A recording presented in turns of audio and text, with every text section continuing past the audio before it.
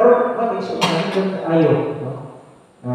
Sa ito ang pagtapok ini paong mission station, ganit ko Israel mission muskat rin pa sinakpa daghan ang mga ipanghimo natin ng seminars sa revision para sa ito ang mga kauban sa mission station, dili lang sa mission station, kundi sa tanan ko mabahin, kapatid sa Bergato. Imagine si Bradford naatot yung dinhi na Surigao Sur, di ba? Kalayo sa Surigao. Hindi siya basta-basta na misyon. Gano'n, sila hindi magpapamilya, ang iyang pamilya, ang anak. Program ko tungo sa ako ang kabisihan karon sa eskwelahan. Sama ako sa mga ito, ang pamilya dito, isip sila. Pag-give up, dili ang pag-give up, no? Sa oras na bisan sa gamay o sa ako na panahon, ang pamilya mo yung give up, tumatungkalan sa paghatag sa mga hinahanglan sa mga tao. Bradford, sa Lolo, yung tuloy tingnan man ang atong mission station sa Bering Salopis. Nito kaayo, ang balik ko na ito ang unang pagbasa, which is mo connect po sa atong congregation kahapon karon kaning regarding sa dugo na ang gani ito mention against Bradford regarding na walay unod o walay dugo ang Espiritu na which is naangkon ni Kristo nagkaangkon dugo nagkaangkon ng dugo lawas inaani kang Maria. Ang redemption ba niya ni Bradford na dili laling na ang pagsakripisyo sa tao tungod kung alam sa iyang pinalangga. Tungod kay pinalangga man ita, balikan nato ang isyu sa ini prenda. Kung ato ang tanaw, iprenda, yes. Kung wala ka na prenda, maglumang kita sa sala. Pero sa ito ang magbasa, kung ato ang diha sa mga Hebreo, sulat ka sa mga Hebreo, ang dugo isang prenda ito sa mga dili-hilo mga tanaw, diyan sa una, ang dugo sa santa. Pero, giban ko ini, which is mauli ang kubihan, mauli sa kasabutan sa dugo ni Kristo. Sa iyang pagkakamatay, kung sa sikminsa, hindot, ganit yung kaayo. Diyan maklaro na ito.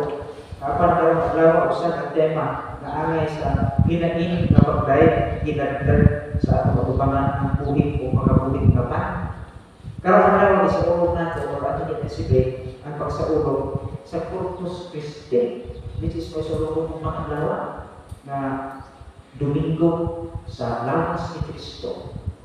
Adunay istorya kamahin na usap na kalong mo, pero kailangan kong ibalik ni sila, kaya usay mo doon, na makita na to ng mga dili paayo na pinapanahon sa misa, which is ang misa mo din tagaan ko kung dagang pagtagal ito kay ang Mass is the highest form of prayer. Ang mga ang misa, pinakataas mo na bahin sa labi na sa mong pamangko. Gusto niya, kabahin sa usap na bayo na ayun, kuha siya, medyo ba yung kabahin niya? Kasi ba, niya sa panahon sa pagkalawat na gano'n siya maulahi. Every time mo simpa siya, naalik siya sa likod. Tatapusan ang pangko sa likod niya. Antong lang kasi binuang ako niya. Ang pagkili ko kabinualan ang Santos ng isa. Labi na ang pagkawat sa lawas ni Kristo.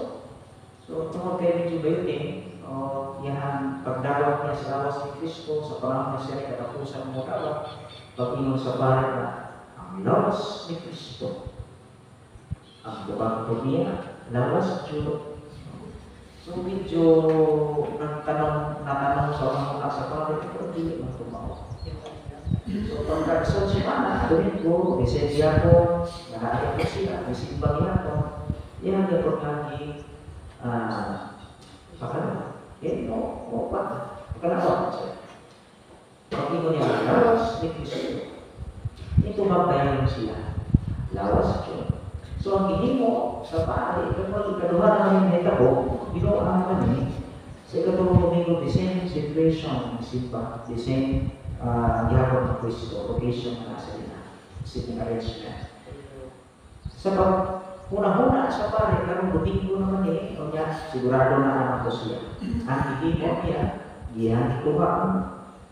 Ang sapa sa kansa ng mga hustiyas, o iyang hilain. Pero, ako na ang panahon, mangalawag na, atong maong batanon, o siya, ni ingon ang lawas ni Kristo, ingon ko na mga batanon. Lawas ni pag umas-misa, hindoon siya. Dahil itong lawas ni Kristo.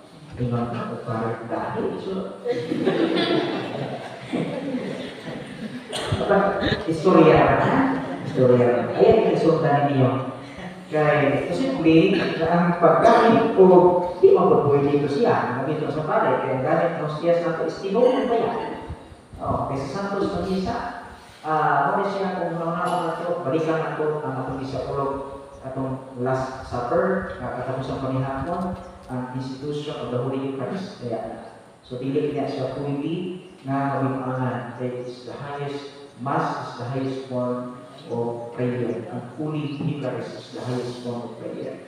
So, muli, may nagsuunan, dagang aghat kung challenge na ito, labi na parte sa itong kaluwasan, labi na yun ang atong pagdawat sa lawas ni Kristo, labi na yun ang pagpampisan, kaya magpagpagin niya sa tinig-anay, ng paghagat ng mensahe na gawin ko, diba? Ang kining pagdawat ni Kristo o kining ang mo ni ang kaluwasan. So, mahimo kitang santos. Mahimo kitang santos. Masantos kita, pinaagi sa simba. Labi na sa pagdawat sa lawas ni Kristo. Ang Corpus Christi ng Pagsuunan, kung nabanag ang Christ, kung atong balikan diha mismo sa kinabuhi ni Kristo, tanaw na ito ang krus na nakita na ito tungkol alang sa pagpugma sa Diyos. Kanatong panan, ang iyang pagtubos. Kung liwa pa tayo matubos, wala paningit, tinukod, nagkamatay sila. Rimate kita. Rimate kita siya. Rimate kita siya. Kapan tungkol, pananda kita sa Diyos. Suod kita sa Diyos. Dili niya kaya na ang butang na taas o pili sa iyang kinabuhi, iya. So, tungod, kung alam, kanatong tanan, ang dabong hagid, labi na sa ato ang gamay na grupo, sa ato ang Catholic Faith Defender, kamo kapag sa inyong pag-atin, hindi mo itong challenge na ito. Kaya di makaya sa pare, kaya tanan. Ang ulog sa pare, worthy pagkakatanan. Una, nagpasalamat po sa numbers na inyong pagkatin, inyong attendance na natin ini. Ako makita interesado o willing mo magdawat sa pare. Labi natin sa basic na pagkatikais, evangelize sa atong mga kaisunan na ang pagkakatoliko. Inyong kita na Catholic until forever, until the end. Pero ang pagkakana, sa ilang pagkakatoliko, simba ba pa? O kung siya ang ato ang aghat na sa atong pagsuot, kita mo claim, yes, I am Catholic until the end. Pero ang pagkakana, nagsimba ka. Nagdawat ka sa lawas ni Kristo.